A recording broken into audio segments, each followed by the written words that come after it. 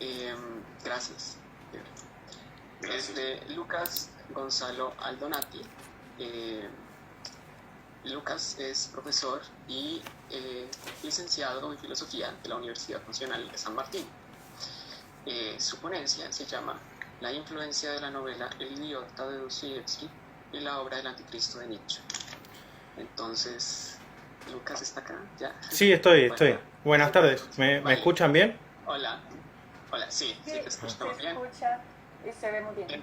Perfecto. Entonces, mientras él hace su ponencia, recuerden que pueden escribir las preguntas en el chat o pueden pedir alzar la mano para tener una intervención. Entonces, te escuchábamos, Lucas. Muchísimas gracias. Antes de comenzar, quería agradecerles por la organización, por este evento, que la verdad maravilloso ya desde ayer, así que espero que continúe así. Muchas gracias por la organización y demás. Bien, el tema de mi exposición es sobre la influencia de la novela El idiota de Dostoyevsky en la obra El anticristo de Nietzsche. Yo particularmente me dedico al pensamiento de Nietzsche, soy un lector aficionado de Dostoyevsky, así que en este último tiempo me estuve abocando un poco a Nietzsche, lector de Dostoyevsky. Voy a ir avanzando sobre algunas características generales para adentrarnos directamente en el tema de la obra El anticristo de Nietzsche. Como bien sabemos, Dostoyevsky, 1821-1881, que fallece, cuando retorna de Siberia, que comienza a escribir, podríamos decir, las novelas más importantes, y en el año 1869 publica El idiota en formato serie, ¿no?, en El Mensajero ruso. La novela El idiota, lo que tenemos que tener en cuenta también es que es posterior a la célebre novela, por ejemplo, de El anticristo. Ciertos elementos que aparecen de Dostoyevsky y que le van a interesar al pensamiento de Nietzsche son los rasgos de la psicología, sobre todo. No hay que entender a la psicología como la conocemos hoy como ciencia, sino de una perspectiva más introspectiva. Como por ejemplo podemos encontrar también en la serie del personaje de Goliathkin, del Doble, la diferencia también entre el hombre superfluo y el hombre del subsuelo. De Memoria del subsuelo también aparecen algunas alusiones en Nietzsche. La división de la humanidad que se sostiene como idea del personaje de Raskolnikov en Crimen y Castigo, y también los distintos personajes que postulan la problemática del nihilismo como una sintomatología, como una enfermedad de la época. Lo que le va a interesar también a Nietzsche del idiota, más particularmente la caracterización que va a llevar a cabo Dostoyevsky sobre el personaje del príncipe Mishkin. Nietzsche nace en 1844, fallece en 1900 y tiene distintos periodos de producción. Sobre todo podemos resaltar la etapa de juventud, donde tiene una influencia romántica y metafísica, y al igual que Dostoyevsky, Nietzsche se interesa en las lecturas sobre todo de Schiller, Goethe y Hoffmann. Quizás ahí hay algunas lecturas que han compartido. Y después la etapa de madurez, la del último periodo sobre todo, donde utiliza una metodología de la genealogía y de la psicología. Y sobre todo ahí hay textos como La genealogía de la moral y también El anticristo, que formaba parte de un proyecto más amplio. Vamos a abordar un poco y a compartir el hecho del descubrimiento de Dostoyevsky por parte de Nietzsche. Bien, Dostoyevsky aparece nombrado de distintas maneras por Nietzsche, escrito de distintas formas. Esto se debe también un poco a lo que ya se venía comentando en ponencias anteriores y sobre todo también el día de ayer, por las distintas traducciones. Nietzsche sobre todo lee a Dostoyevsky en francés, y ya vamos a hacer un poco más de hincapié también en esta cuestión. Aparece con frecuencia Dostoyevsky nombrado en la correspondencia, en los fragmentos póstumos, pero en mucho menor medida en la obra que publica Nietzsche en vida. Y sobre todo en estas obras que publica en vida nos referimos a los escritos tardíos, 1887 en adelante, como por ejemplo en El crepúsculo de los ídolos, El anticristo y El caso Wagner. En las cartas, algo que aparece interesante en una carta de 1887, en la primera carta que aparece mencionado Dostoyevsky por parte de Nietzsche, dice lo siguiente, resumo la carta, dice: de Dostoyevsky hasta hace unas pocas semanas no conocía ni el nombre. Y a lo largo de la carta explica que le suena la literatura de Dostoyevsky a una música no alemana y un rasgo de genio de la psicología. Además, es interesante el descubrimiento de Nietzsche, cómo lo resalta a este descubrimiento de Dostoyevsky a los 43 años, con respecto a otros grandes pensadores que han influenciado en su pensamiento, sobre todo Schopenhauer en el periodo de juventud a los 21 años y de Stendhal, sobre todo en la lectura de Rojo y Negro, a los 35 años. Y después, en otra serie de cartas, a partir de 1887, en reiteradas oportunidades, Nietzsche comienza a preguntar, a indagar sobre Dostoyevsky, y menciona las siguientes características, ¿no? Un interés de Nietzsche por las cualidades anímicas del pueblo ruso. Insiste en señalar a Dostoyevsky como psicólogo. Ahí habría que preguntarnos qué tipo de psicología es esa. Lee a Dostoyevsky sobre todo en francés y no quiere saber prácticamente nada con las traducciones de Dostoyevsky al alemán. Por eso esta cuestión también de la música no alemana. Nietzsche estaba también ubicado en Niza en este periodo, para tener en cuenta, y conoce también que han llevado al teatro la obra capital de Dostoyevsky en París. Y esto hay que tenerlo en cuenta también porque se discute mucho qué novelas, qué libros fue los que leyó Nietzsche de Dostoyevsky, qué obra fue. Bueno, hay un tema de debate aparte, eso si leyó o no leyó Crimen y Castigo, hay alusiones en los fragmentos póstumos, si leyó traducciones recortadas y demás. También algo que es necesario marcar, que es raro que la primera carta que aparece de Nietzsche nombrando a Dostoyevsky sea en 1887 y que no haya conocido antes, sobre todo porque si leemos textos publicados antes, ya hace alusión, por ejemplo, en el prólogo del texto de Aurora, que vuelve a reescribirlo en el año 86, un año antes, ya hace una mención a las características de un hombre del subsuelo, ya en el prólogo. Entonces ahí ya es un tema de discusión de por qué lo confiesa o lo confesaría Nietzsche tanto tiempo más tarde, y ya se habría apropiado de algunos conceptos, de algunas ideas del pensamiento de Dostoyevsky. Después, con alguien que también intercambia cartas Nietzsche, es con Georg Brandes, un filósofo danés, y se refiere Brandes en una carta de 1888 como gran escritor, refiriéndose a Dostoyevsky, pero también como un personaje horrendo por su carácter absolutamente cristiano, dice, a la vez que completamente sádico en su interior. Y bueno, acá también se genera toda una discusión entre Brandes y Nietzsche con respecto a esta figura de Dostoyevsky, que esta particularidad del cristianismo que influenciaría en el pensamiento de Dostoyevsky se correspondería después a la moral de esclavos que después va a desarrollar Nietzsche, ¿no? Una esclavitud espiritual contraria a un espíritu aristocrático que está basada en la división de la humanidad que lleva a cabo Raskolnikov, por ejemplo, en Crimen y Castigo, o que también podemos encontrar en estos hombres superfluos y los hombres del subsuelo de Memoria del Subsuelo, ¿no? Después también, otra curiosidad interesante es que Nietzsche descubre a Dostoyevsky en 1887, pero en el 89, es decir, 2 años después, entra Nietzsche en un colapso mental, así que quedarían 2 años únicamente de contacto entre la obra de Nietzsche por parte del literato ruso, ¿no? De Dostoyevsky. Es muy poco tiempo, esos 2 años, pero sin embargo, la curiosidad es que es el periodo de mayor producción de Nietzsche. Del 87 al 89 es el momento en que más cantidad de obras escribe. Después, bueno, lo que le interesa del Anticristo es retomar las características del príncipe Mishkin. Entre ellas podemos mencionar algunas que dice la característica de niño, de idiota, de epiléptico, de compasivo, con una suerte de inclinación a la piedad y al perdón. Y encuentro yo en mi lectura algunas similitudes quizás con el personaje de Elisa en la segunda parte de Memoria del Subsuelo, o de Sonia con Crimen y Castigo, con esto de lo compasivo, de la piedad, del perdón.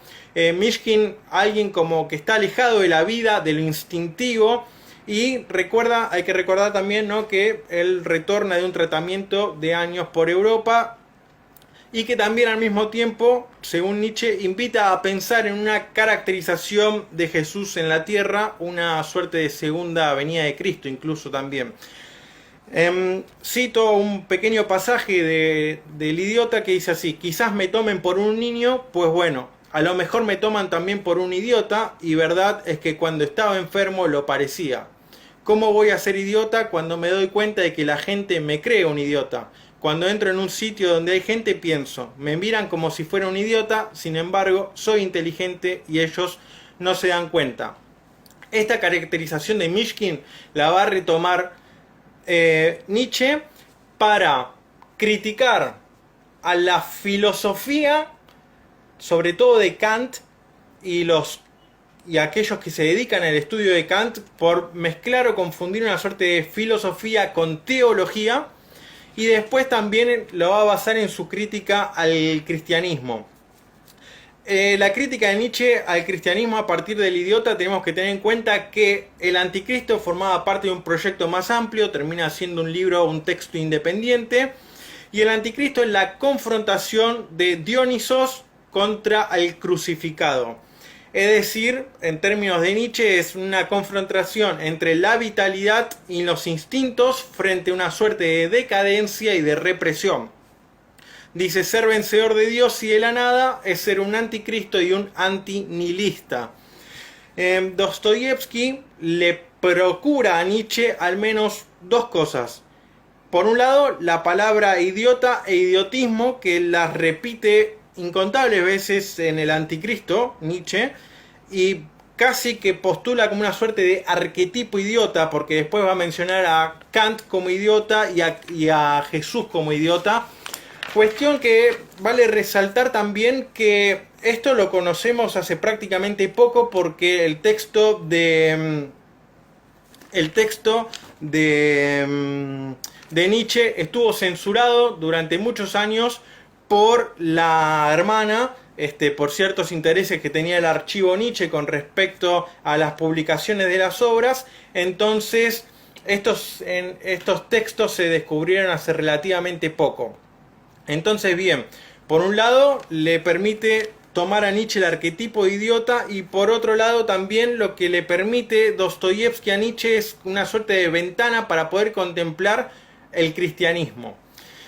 ¿Qué es el cristianismo para Nietzsche? Una religión de la compasión, va a decir, y que causa un efecto depresivo, que niega la vida, que es una práctica de nihilismo, y este nihilismo tiene que ver con una desvalorización de los valores. ¿Qué quiere decir esto? Que falta una respuesta al porqué de las cosas, al sentido de las cosas, una pérdida, una ausencia de sentido. El cristianismo vendría a ser como algo que persuade a entregarse a la nada, que en el cristianismo se llama un más allá, y eso para Nietzsche es poner lo falso como verdadero. La compasión también es esta práctica del nihilismo, esta ausencia de sentido, y que despierta ciertos instintos que tienen que ver con lo depresivo, con lo contagioso, y que obstaculizan en algún punto los instintos de la conservación y de aquello que eleva la vida, que genera vitalidad. Multiplica, dice Nietzsche, la miseria y conserva lo miserable, y que intensifica esta decadencia, genera una suerte de enfermedad epocal. Y todos estos elementos los va mencionando y los va comparando con esa caracterización que hacíamos de Mishkin sobre niño, idiota, epiléptico, compasivo, la piedad, el perdón. Sobre todo porque va a decir que la filosofía alemana, a partir de Kant, es una teología, y luego de Kant va a venir Hölderlin, va a venir Schelling y va a venir Hegel, es decir, el seminario de Tübingen, donde todos esos alumnos toman ciertos elementos del pensamiento de Kant. Sobre todo el hecho del imperativo categórico, que es actuar de una manera que tu acción se convierta en regla, el deber ser, y este deber ser es un deber impersonal que actuaría en contra de los instintos de la vida. Cito acá del Anticristo, que dice: ¿qué destruye más rápidamente que trabajar, pensar, sentir sin necesidad interna, sin una elección profundamente personal, actuar sin placer, como un autómata del deber, es esta precisamente la receta de la decadencia, incluso del idiotismo. Kant se volvió idiota, dice Nietzsche en el Anticristo en el parágrafo 11. Es un instinto que hierra en todas y cada una de las cosas, la contranaturaleza como instinto, la decadencia alemana como filosofía, eso es Kant, y habla del idiotismo como una obediencia o desobediencia ciega a Dios. En esto también se pone en contraste y en confrontación el problema de la libertad.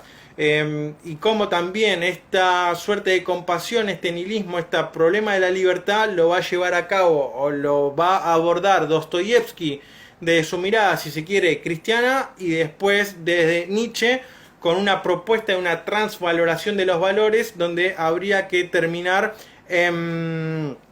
con una cuestión de los valores cristianos que generan una suerte de orden del mundo y de la vida occidental.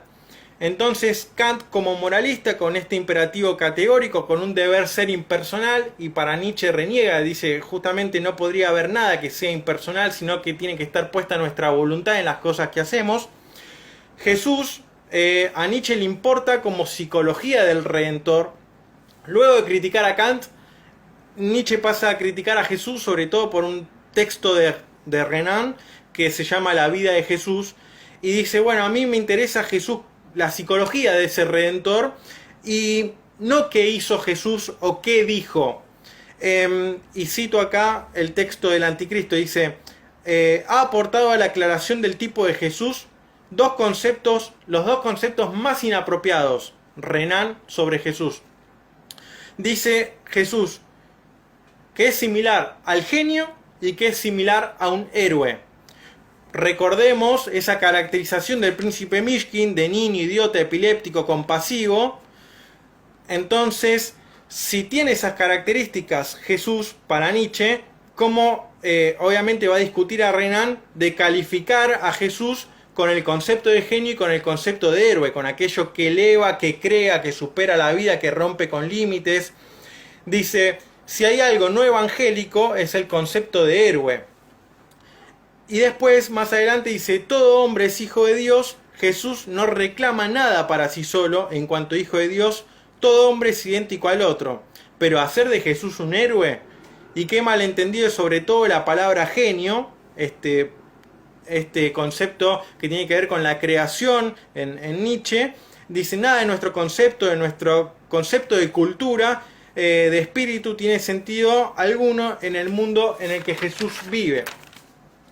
Y después dice, dicho con el rigor del fisiólogo, aquí estaría en su lugar más bien, en lugar de calificar a Jesús como genio y como héroe, dice, hay una palabra completamente distinta que le vendría más correctamente, dice, esa es la palabra idiota.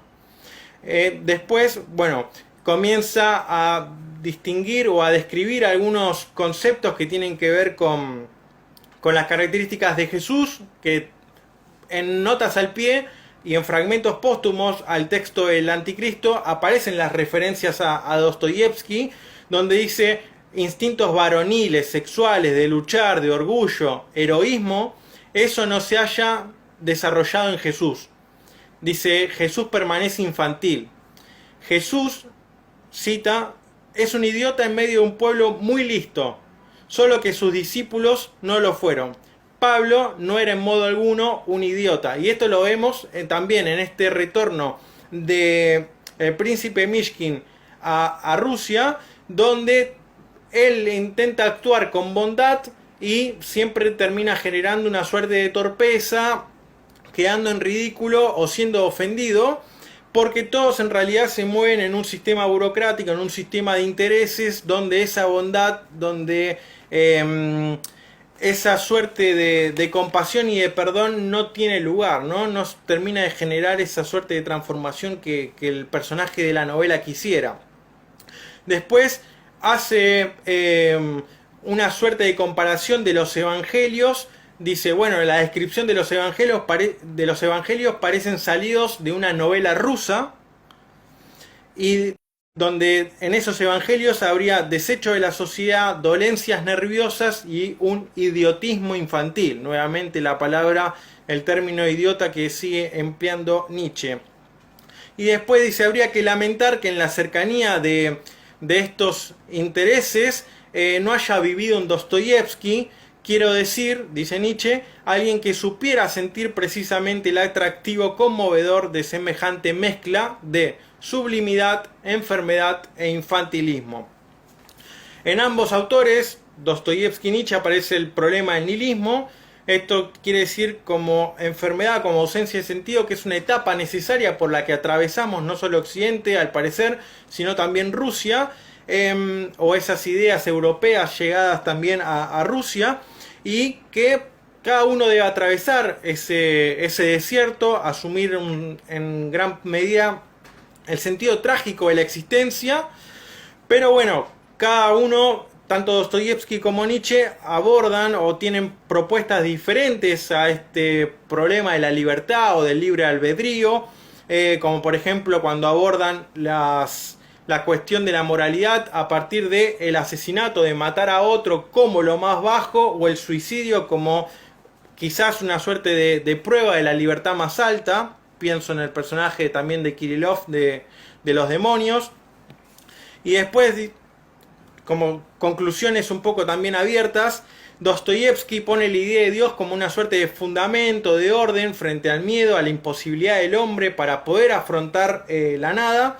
Se presenta a Dios como una suerte de fármaco, ¿no? Estos abrazos, este amor incondicional de personajes como Sonia, del príncipe Mishkin, de Elisa en Memoria del subsuelo. Personajes atormentados alcanzan la redención, un perdón, una cura, al apoyarse en la figura de un santo, en la figura de un creyente, en alguien que está aferrado a una fe. Siempre también estos personajes nihilistas o de alguna manera más altruistas encuentran una suerte de sustento en un doble, ¿no? En una contrafigura. Por el contrario, no habría una redención de este tipo en la propuesta de Nietzsche, aunque bien toma estas caracterizaciones de Dostoyevsky, pero Nietzsche lo que propone es una transvaloración de los valores, es decir, volver a poner valores como valores que nos generen sentido y que en vez de que generen una decadencia, generen más vitalidad. Entonces presenta sus conceptos en su teoría, que tiene que ver con el ultrahombre, voluntad de poder, la idea del eterno retorno, que quizás son los conceptos más importantes. Así que hasta acá sería entonces mi presentación. Les agradezco mucho por estar compartiendo este espacio conmigo. Gracias.